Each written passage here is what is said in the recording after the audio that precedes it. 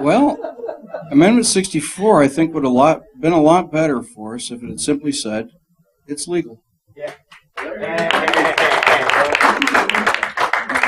It gets rid of all the unequal treatment of it. It opens it up even further than it would than Amendment 64 does for industrial hemp, which I think is a fledgling industry here in Colorado. But we're getting ready to regulate marijuana and hemp back into the Stone Age with these two governor candidates in the major parties. It's interesting, really, how they rush to see the economic benefits of it for themselves, but fail to see the outcomes of their actions as far as what the people wanted is when we were supposed to treat it like alcohol.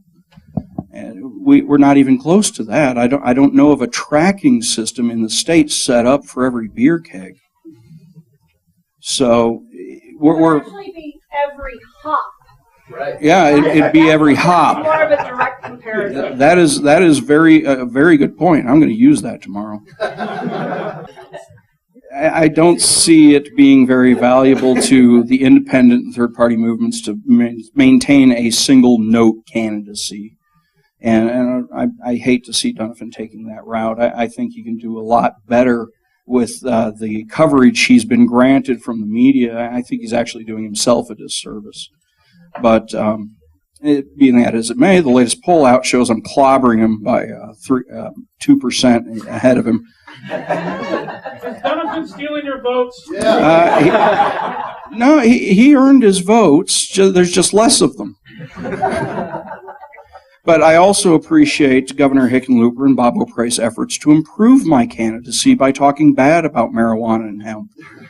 So, they're going to great lengths to make me look better. I'm not going to talk bad about them for that. But I will say, as far as hemp goes, I think it's a new industry in Colorado. It should be treated with kid gloves, not regulated back into the Stone Age like they're doing right now. I really hate to see that.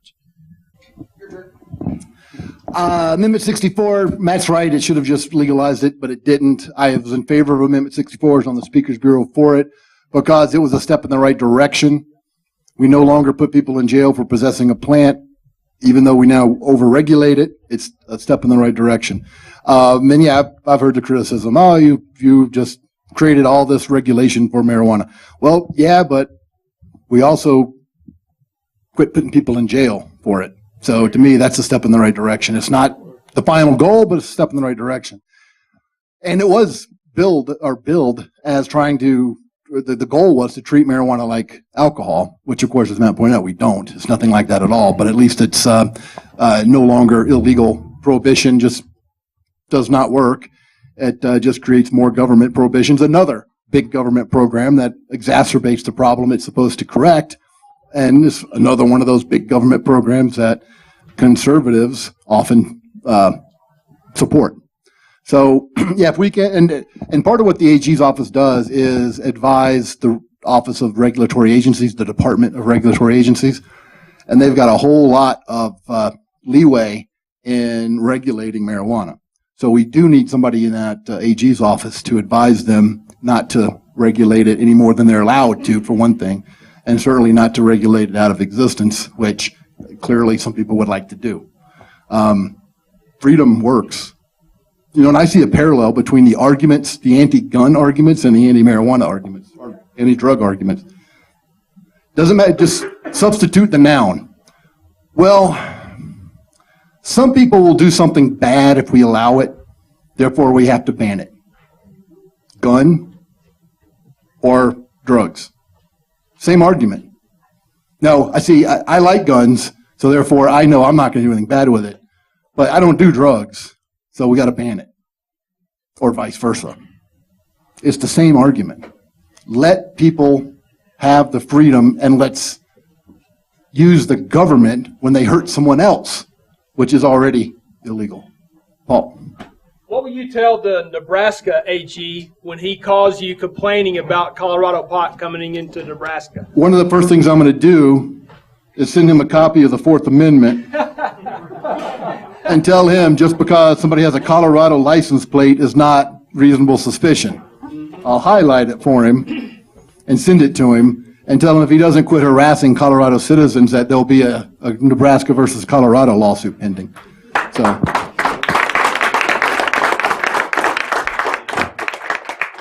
It goes further than that. They're also asking for money from Colorado to, help fund their enforcement of their laws. Yeah. In fact, wasn't Colorado one of the first states to repeal prohibition against alcohol? Yes. So, and what happened? A few years later, the surrounding states did as well.